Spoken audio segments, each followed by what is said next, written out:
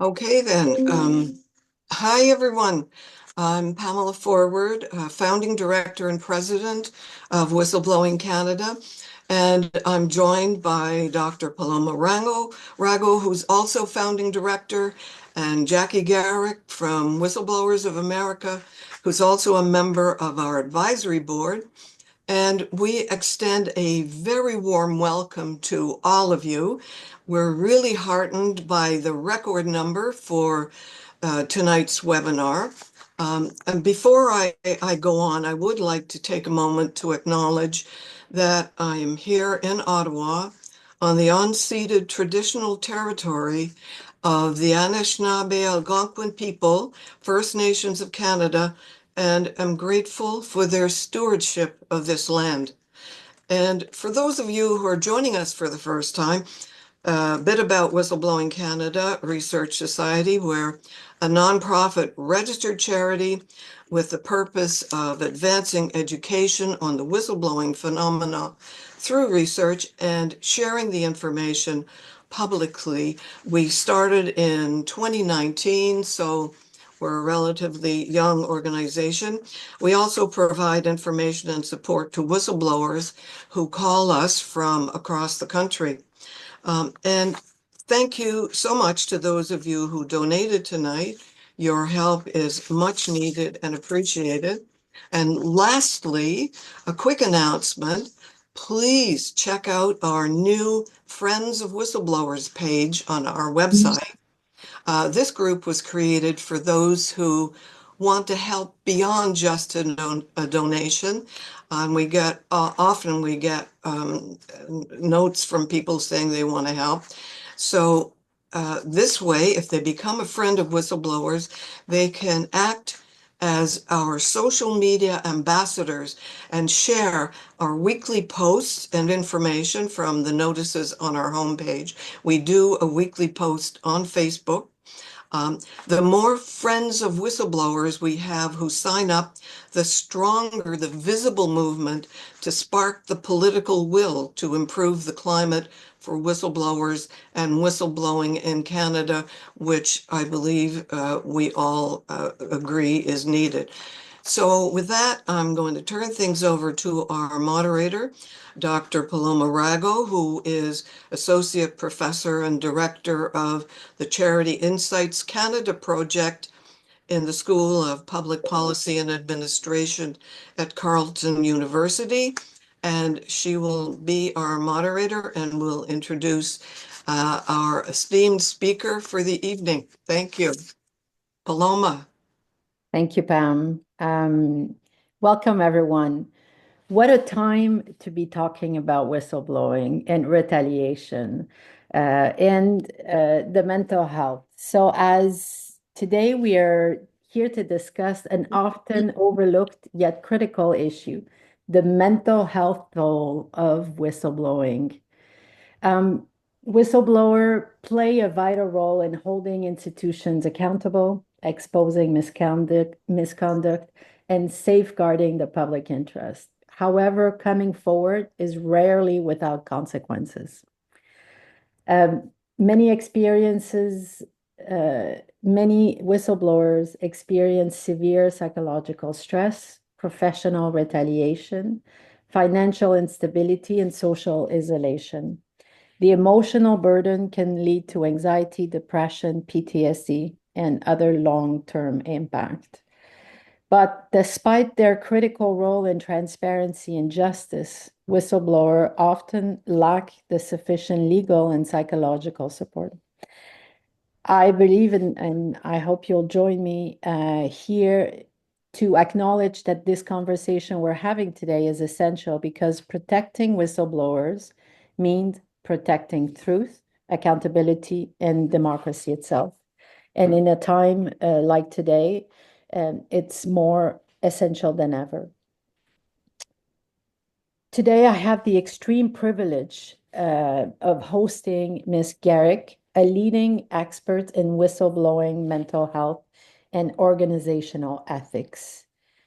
Ms. Garrick founded the Whistleblowers of America, and you'll see WOA, in 2017. Whistleblowers of America is a nonprofit that provides voluntary peer support to those suffering from workplace traumatic stress. She developed the Whistleblower Retaliation Checklist to assess the psychosocial impact of whistleblower retaliation and provide forensic testimony. She serves on the board of director for Brighton Marine, a homeless program in Boston, and has taught at the University of Southern California School of Social Work.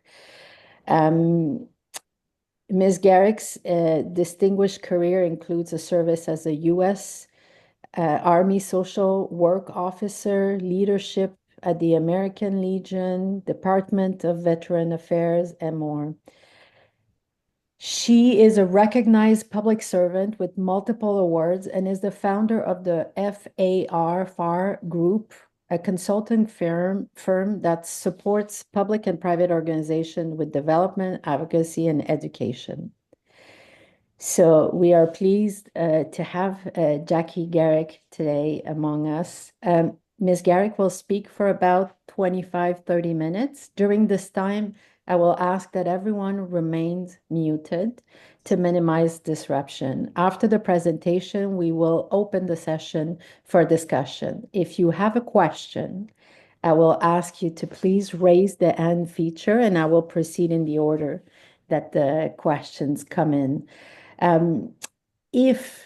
Because we open this and you never know with technology, we experience what is called a Zoom bombing, someone taking over and disrupting. I will shut down the session right away, and I will invite you to log back in after I stop the disruption. Let's hope that doesn't happen. Before I give the entire spotlight to Ms. Garrick and the important message she has to share, I would like to just make a plea. Although these webinars are free, Whistleblowing Canada is an entirely volunteer-run organization that welcomes any financial volunteer support or fundraising suggestion. If you find this discussion valuable, please consider visiting our website and supporting our efforts. The session will be recorded except for the Q&A portion. We want to respect everyone's right to privacy, and sometimes some of the discussions that are made might be sensitive in nature, and I hope you will respect that. So I invite Ms. Garrick to start her presentation. Thank you. All right. Well, thank you so much for having me.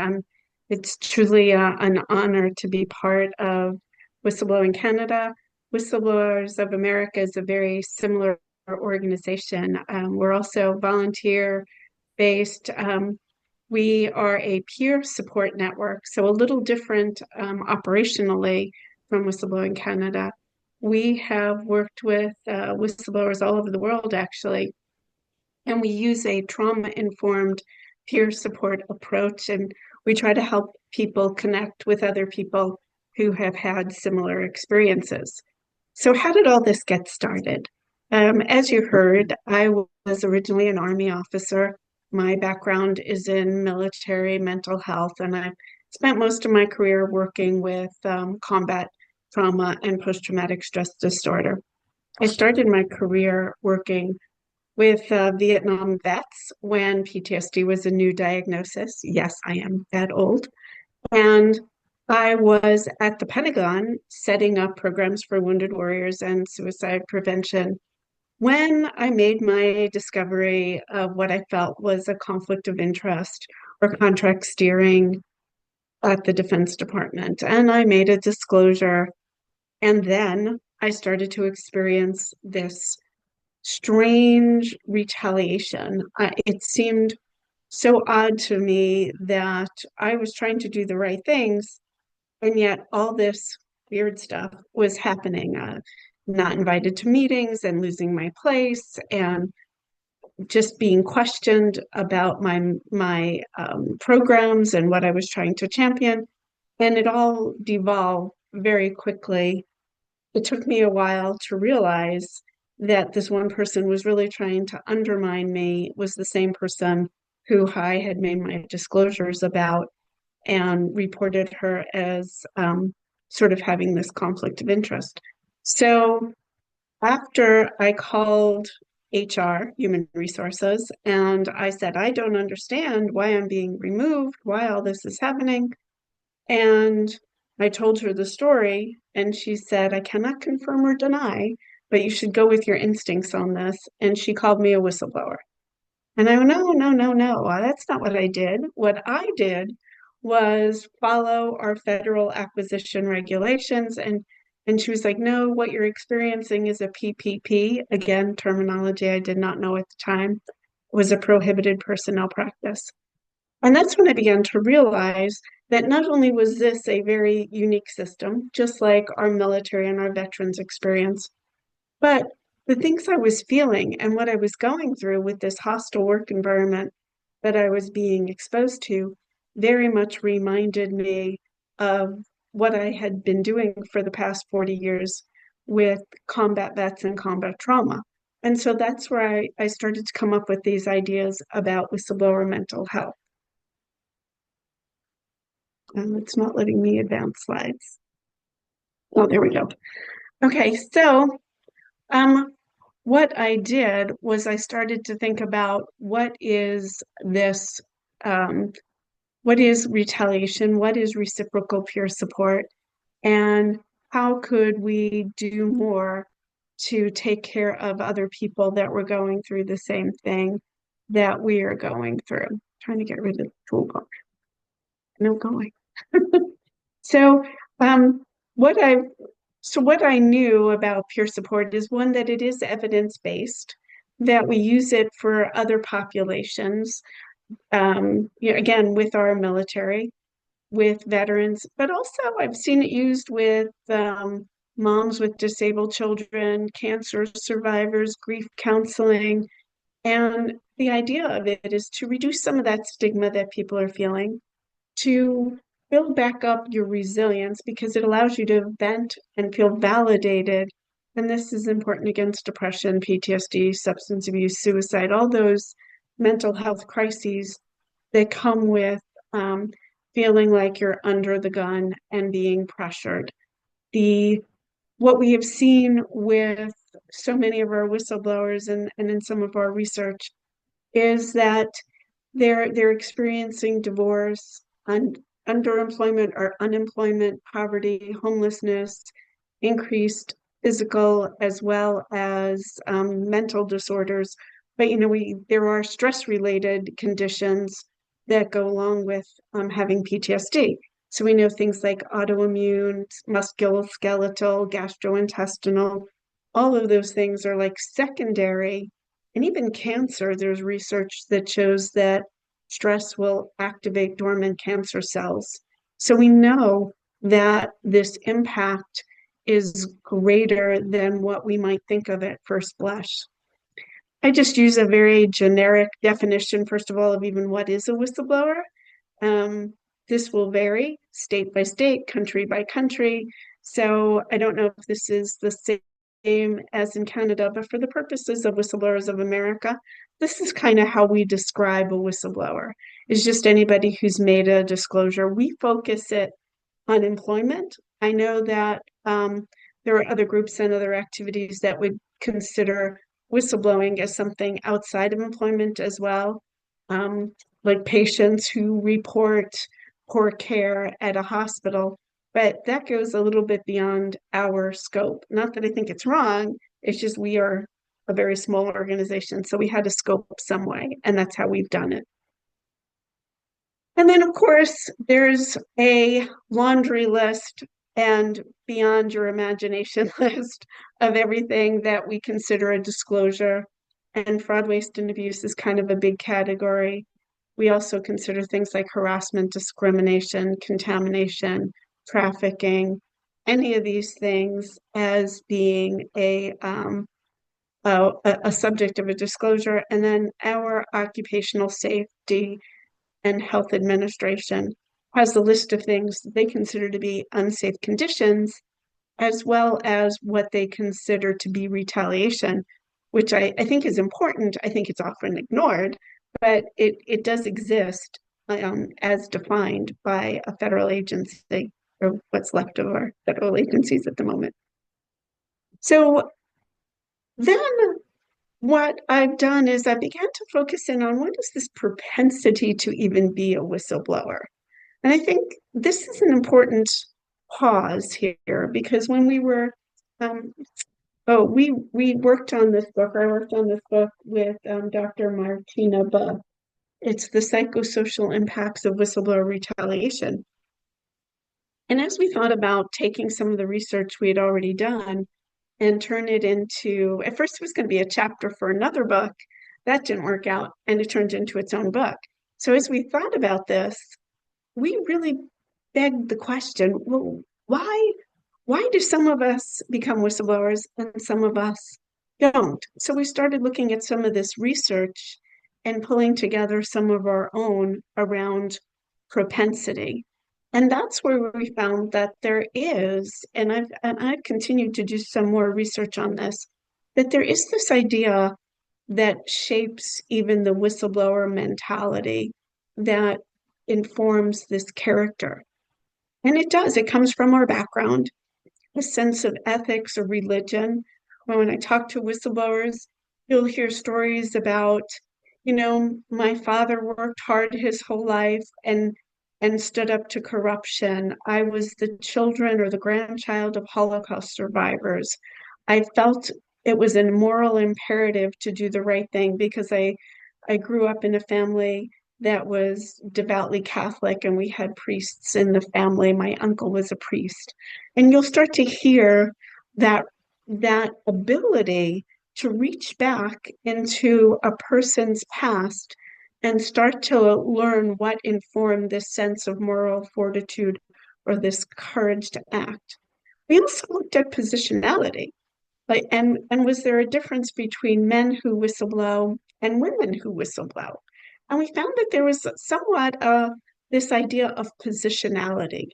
Person who feels like they're in a place of authority or have a sense of privilege. So if you're a white male, you assume you're going to be believable.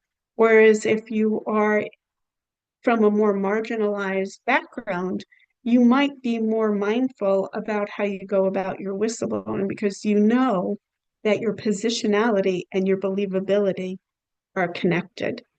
And we found these to be really important spaces when people were starting to think through what they were going to do when they saw something really wrong.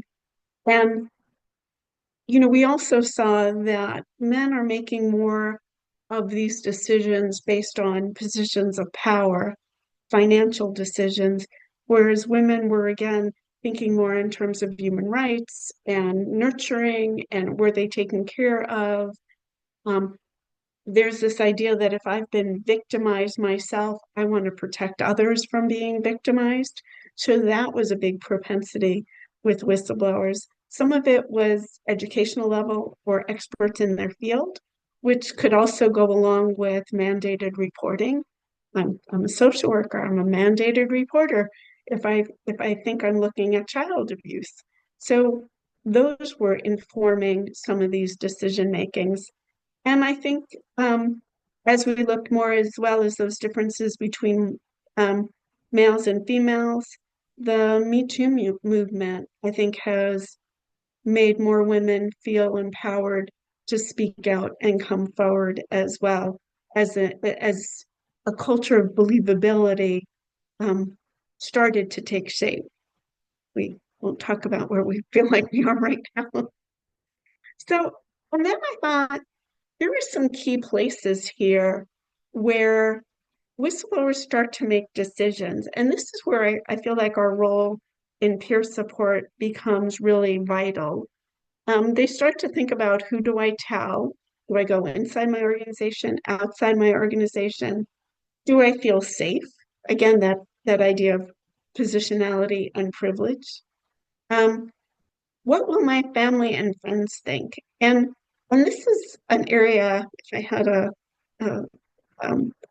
a magic marker, I'd circle it, because this is a conversation I think we often forget about. When we start thinking about our whistleblowing, we think about it as a work related, and we forget about that work-life balance. And I think it becomes really important to think about the implications for family and to have that informed conversation with your family, because they're going to go through this with you. And as I mentioned earlier, we see where whistleblowing and divorce might have a connection. So if you're really going to whistleblow, we see some of the whistleblowers who do much better over the long run have had their families very much involved in the process and very much engaged. And some of those allies that are in the workplace become really important. Are they going to sign witness statements for you? Are they going to be cautioners? Are they going to ghost you? Are they going to be bystanders? I'm going to get through some of that a little bit more, but this is definitely an important place. And then again, the developing your evidence and just knowing what is a level of evidence under the law. I've had people say to me, "Oh, I have great evidence." And they'll send me all of these emails that they wrote. I'm like, well, that's good as maybe ancillary evidence, but it's not evidence. It just confirms your timeline, but it's not evidence. It's still just your opinion. So how do you build out from that and develop better documentation and record keeping? And who can you go to? And there are some programs out there now that really do have that ability to keep track of your own records. We've been working on our own tools as well to help people build out their own case file. And then, of course, do you know your laws and are you protected? And then, I get this question a lot, like, so if all this is bad and corruption is bad, why do organizations do this kind of attacking, counterattacking, covering up? And I think it's because they're trying to avoid what becomes continuous process improvement. I've often said that if a whistleblower goes to the boss and they said, "Hey, this is broken," and the boss looks at it and goes, "Hey, you know what? You're right. We should fix that." Is that still whistleblowing? Or does whistleblowing by nature become adversarial? Because I think whistleblowing tends to imply a multi-level process. It's not the one time I go to my boss and I say, "This is broken." It's I have to go over and over and over and over again to my boss, to my boss's boss, to external monitors, to elected officials. It becomes more than that. And I think as soon as it becomes adversarial, there's this. It's not a cooperative, it's a butting heads that is where we begin to see the retaliation and some of these other factors that are what leads to the covering up, avoids any kind of root cause analysis. And we'll hear that in the whistleblower narratives where they have made a disclosure and nobody is believing them and they feel like they have to tell the story over and over again. And it just turns into this very hostile, aggressive type of relationship very fast. And the whistleblower is where this targeting makes them, the undesirables, the troublemakers. They're the ones with the problem, not the organization. And we see many organizations will hire and promote unqualified people. One, we like positionality. We like that we have a relationship with the people we hire. It's why we see people will hire people who look and sound like them. White males are more likely to hire white males because that's who they feel comfortable around. And that's how we end up with these people who are more loyal to the boss than to the mission. So that when you make a disclosure, they're going to back up and pull in their cards and not want to share and not want to acknowledge that what you're saying is wrong because of that sense of loyalty to the person who hired them. So this is where I start to think about my my toxic tactics of retaliation. Because once there is that dysfunctional environment, the question then becomes, well, what does retaliation look like? So when I kind of created this little diagram because this isn't stagnant. If you can think about this circle as moving as well, I mean, it usually starts with the gaslighting, but not necessarily. Um, oh, you don't know what you're talking about. You're making too much of this. And then the mobbing starts. People are spying on you and they're not wanting to associate with you. And then the person is marginalized and they get moved to another office away from their peers. I moved after I made my disclosure. I must have moved my office easily 4 or 5 times. I lost count at one point. And then it was, sitting in the front of an office. It was sitting in what had been like a little closet area. It was sitting with the burn bags, the trash. So it was a clear message to other people, not to associate. I got moved from my space. And then you have to make some decisions about who you trust and who you don't trust. And they're making those decisions about you. And that's where that shunning. I had one woman tell me, I used to go to lunch with these people for 20 years, and now nobody even wants to look in my office. They walk by really fast and they do the eye aversion. And it becomes those microaggressions that people really become or feel very sensitized to because of the way they're being treated. The devaluing is those things that start to get documented and put on paper, right? It's um, I had 16 years of a great performance evaluation, and now all of a sudden I don't meet expectations, and I'm on a performance plan. I've been counseled, and then ultimately fired, or what we call constructive dismissal, forcing a person to resign just because they feel so unsafe in the workplace that they just can't handle it. They're starting to have some of those other symptoms that we talked about earlier, not only the mental health symptoms, but they're having severe migraines, panic attacks, gastrointestinal issues. They just can't function, they can't concentrate. And that's all because of these toxic tactics and the devaluing. They're starting to feel so stressed at work, they can't function in that environment anymore. I've had whistleblowers tell me, I want to go back to work, but work is where my trauma happened. So I feel really unsafe in the same type of workplace environment. So we've talked about, well, would there be other environments? If you were in an office, could you do something more outdoors? Or could you, even take a simpler job just to have an income? It might not be the job you had. Or maybe you can go into teaching or photography or, something where you still can express yourself and do something you care about without having to be in that same hostile environment. The double binding was something I actually added almost last because I had that aha moment after listening to a whistleblower saying, oh, they're going to go let me do this. And I thought, no, you don't want to do that. They're setting you up. And it reminded me of when they first moved me out of my job to run this event for Wounded Warriors. And it sounded great. It sounded like, oh, wow, they're really trusting me with this huge, big project. But when I started to think about this huge, big project, I was like, well, what other resources do we have? How many other people are going to be assigned on this? And I could just feel like I can't do that. I can't do all of this in the time frame I have with the resources being allocated. It would be impossible. And so I borrowed this idea of double binding messaging that we know from family systems theory and counseling, the double bind. If you love me, then you would, right? You would know what I want.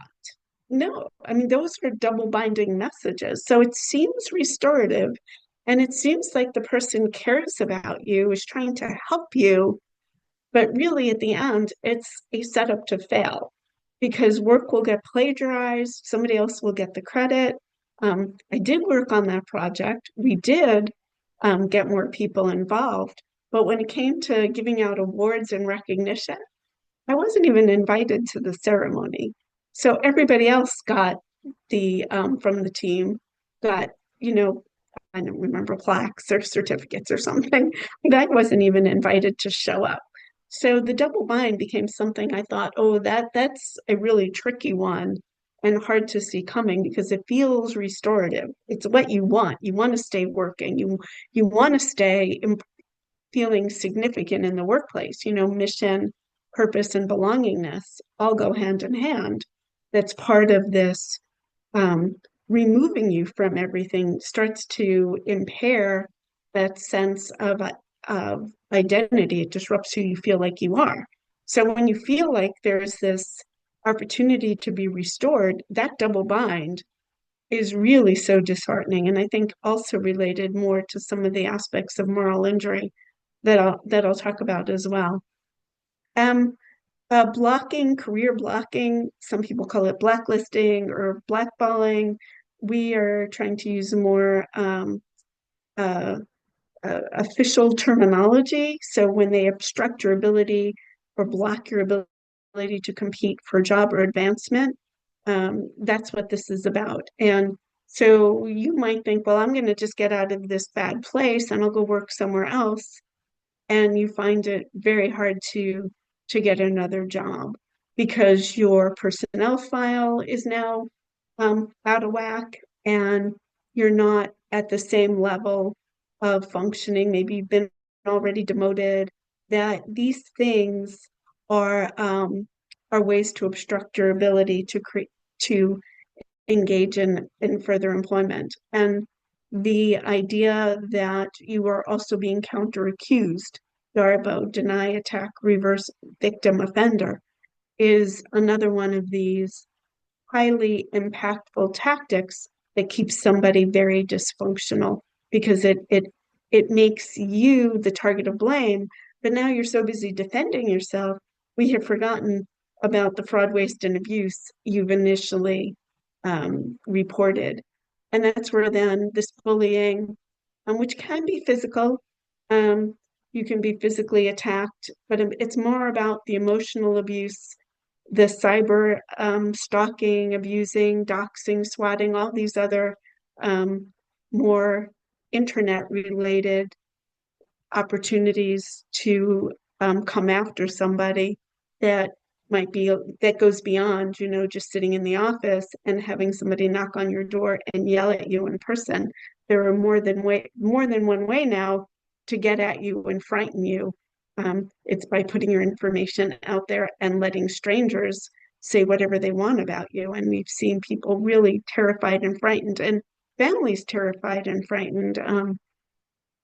One whistleblower talked about how her child saw some of these things and then didn't want mommy to go to work because it was too dangerous, and maybe he should go with her because nobody would hurt her if she had her child with her. Um, that was his impression of what he should do to help protect his mother. So again, this becomes a family issue. And so what I've done is, so these are those same whistleblower retaliation checklist domains that I just described. And then I went and I looked through the Diagnostic Statistical Manual, 5th edition, text revision, that's published by the American Psychiatric Association. It's how we classify and codify these ideas. And I found that these are the tactics that they talk about when we look at adult non-partner abuse and trying to make somebody think they're crazy, interrogating them, stalking, discriminating, harassing, humiliating, berating, restricting your ability to go and come freely from the office, which is, you know, people get escorted out. That feels very humiliating and very restricting, being told you cannot come back here, or having employees be told no one can talk to you anymore. You know, you lose all of those, even people who were your friends, because they've been warned not to talk to you. it becomes very traumatizing in that regard. We know isolating people, I think shunning and being banished. Banished was once considered harsh and unusual punishment, along with tar and feathering. So banishing, tar and feathering, equally as an equal human rights violation. A humiliating, berating, yelling, screaming at you in public. I mean, all these things become really those harms that I think that again we can make a connection to mental health conditions and how they're described in diagnosing someone, as we mentioned earlier, that leads to this PTSD, depression, anxiety, panic attacks, and even suicide in some cases. So I'm gonna end with a quick pivot. I know I'm starting to run out of time here. Is looking at this from a psychosocial approach, which is, Erikson and those stages of development. Um, those are them more highly outlined. But we start to look at things on those 5 through 8 as being workplace related. And you can see, if you thought about this for a minute, where if somebody is suffering from retaliation, they're experiencing role confusion, isolation, stagnation, and despair. I mean, I think it just boom pulls that all in so clearly. And then, of course, if we're thinking about how we become resilient and how are we meeting our hierarchy of needs, there's some of us who would argue that the self-actualization, when I was talking earlier about propensity, that's where the pyramid maybe starts with the self-actualization, but the idea for how we meet our physiological needs comes from our work. It comes from our pay and benefits. It comes from having that safe workplace culture. Love and belongingness are not just the intimate partner relationships, but other types of relationships that we have, which include the workplace. And then, of course, our esteem. I'm really proud of being a social worker, right? It's my identity. If I can't beat that, then who am I? And what do I do with my life? Um, I think that becomes some of the challenging questions. And then I think I've gone through some of this already in talking about what is the serious injury. So if we're looking at the DSM criteria for serious injury, what is it something that goes beyond the being hit, punched, kicked, shot at? The this idea that we can witness the initial wrongdoing, the harm, as well as suffer the retaliation and all the harms that go along with that. And then as a prolonged exposure issue, like we talk about with chronic PTSD, um, these judicial abuses, lawfare, exposure to these no-win, long, drawn-out court cases is is very similar to what we see with um, adverse childhood events that go on for years and years and years. And what it does is it shatters people's worldviews and beliefs. The betrayal of trust, the sense of fairness, the feeling shame, feeling isolated again, the stagnation and despair. And it's the undoing of the psychosocial virtuals and the ability to self-actualize that I mentioned in the last 2 slides. And of course, then the development of mental and physical disorders. And then if we're looking specifically at the criteria for diagnosing PTSD and looking at retaliation as trauma, these are the symptomatology that I would be looking for when I was evaluating a whistleblower for PTSD. Are they having intrusive thoughts? And some people will talk about this in terms of ruminating. You just can't being fixated on refuting the gaslighting. And that's what intrusive thoughts, nightmares, and flashbacks relate to. So many whistleblowers talk about their inability to concentrate, that they've lost that ability to really focus because they're ruminating. that hypervigilant behavior, the sleeplessness, that being sensitive to and we've had a lot of conversations about the startled response. We think about startled responses. I hear a big boom and I duck and run for cover. Startled responses is also how we're responding to, he looks at me funny, or what did that really mean, or how did he say that? He said good morning, but it didn't sound like he meant it. Those are triggers of startled response as well. So a startle goes well beyond just, that duck and cover mode, because we're feeling the need to duck and cover without, the fireworks going off and the bombs in the background.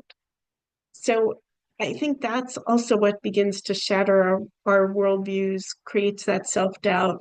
It begins to um, off-put and offset us, and we get stuck in that depression and grief over that lost sense of who we were. And we may turn to things like substance abuse and other risk-taking behavior, or become total workaholics, where we can't stop because we're so trying to prove ourselves. I've kind of called that at other times aggressive, hypervigilant behaviors, because we talk about the fight, flight, freeze, fawn. If you get stuck in fight, because remember I said it's like this adversarial, it becomes this constant headbutting. Well, if you get stuck in that, then everything becomes a headbutting. That it doesn't matter if it's a person trying to help you, you're going to headbutt as soon as you feel that hypervigilant, startled. Well, you're questioning me, so you don't believe me, or I can't trust you either, because look at what you just said, and you use that word, and that word offends and traumatizes me. It becomes a very stuck reaction, and everything becomes a trauma. I often wonder when I hear people say, "Oh, I'm a serial whistleblower." I think, "Oh no, baby, you're a trauma survivor. You're reenacting and replaying that trauma because you're looking for a resolution that you're not getting." Sometimes there's multiple reasons to whistleblow, but very often it becomes that sense of stuck. And so when we start to think about recovery and connectedness and how do you restore hope, and build a new purpose. I mean, that's where I think therapy and peer support and some of these other things need to be built in to the policies and processes that we want to see for whistleblowers. So that's more about me and our social media. We run a Workplace Promise Institute every year. We do monthly roundtables similar to this, more open discussion. We have presenters and some topics, and we try to take bites out of that and digest it. So please follow us. Look for our conference, and send me an email. I see there's been a whole bunch of stuff going on in the chat. So Paloma, I guess over to you to mine all of that, and I will stop sharing so we can see more of the screen. Thank you, Jackie. I appreciate, yeah, for people in the chat, not that I wanted to stifle or just mute the conversation, but it was going more specific. And so I was like, let's keep the focus. So thank you so much, Jackie. And what I think is interesting for us, I'm a board member, the really the front line advocate, fierce advocate and person we have is Pamela here, who interacts with whistleblowers. And sometimes from an organizational point of view, it can be also challenging to interact with people that have been hurt because you're trying to help and you have to also protect yourself as well. Mhm. So I can imagine that in your position as well, sometimes it's hard to help and assist and support.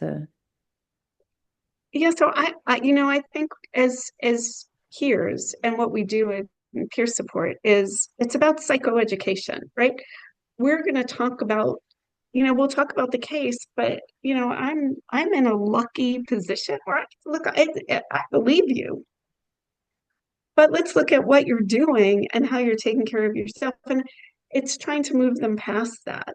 Um, so I'm not an attorney. I'm not representing you in arguing your case, but let's talk about how you've developed your evidence. Or, yes, I hear you feel very confident in it, but this story we tell in the substance abuse world, right? That, you could be walking down the street and fall in a hole, and then the hole's there and you think you're going to go around it, but you fall in it anyway. And ultimately, the lesson is to learn to walk down another street, um, and just avoid the holes altogether because you can't fix them. They're not your holes. You have to think about this from another way. And so, what I try to do with a lot of people is just get them to brainstorm, like, or give permission, because sometimes I feel like they feel so that compulsion is so strong to keep whistleblowing. Like, let's put that in a box for a minute and let's talk about something else. How's your family doing with all this? Or, what other hobbies might you have that you can think about adding back into your day so that you're giving yourself a chance for your brain to rest and recover? I mean, I know you guys work a lot with Jennifer Fraser, the bullied brain. I mean, how are you letting your brain recover? How are you letting your body recover? Because now you have ulcers, and none of this is helping you. And certainly, perpetrators on the other end don't care. Yeah, thank you. I will open for questions. If you have a question, please raise your hand. I'll take them in order, and then I will go through some of the comments. And I just to warn everyone, I will stop the recording at this point so we can really have an open conversation where everyone feels safe.